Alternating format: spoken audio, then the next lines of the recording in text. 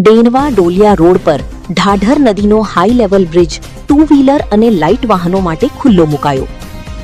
આમોદ તાલુકાના ડેનવા ડોલિયા રોડ પર ઢાઢર નદી ઉપર નિર્માણાધીન હાઈ લેવલ બ્રિજને હાલ પૂરતા સમય માટે ટુ વ્હીલર અને લાઇટ ફોર વ્હીલર વાહનો માટે ખુલ્લો મુકાયો છે।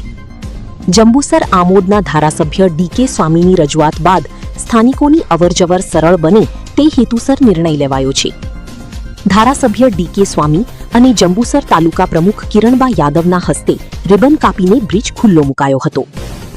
રૂપિયા 66 કરોડના ખર્ચે બની રહેલા આ બ્રિજની લંબાઈ 720 મીટર અને પહોળાઈ 11 મીટર છે। હાલ બ્રિજના પ્રોટેક્શન સહિતની કેટલીક કામગીરી બાકી હોવાથી ચોમાસા બાદ બાકી કામ પૂર્ણ કરવામાં આવશે। ત્યાં સુધી માત્ર હળવા વાહનોની અવરજવર કરવાની મંજૂરી આપવામાં આવી છે।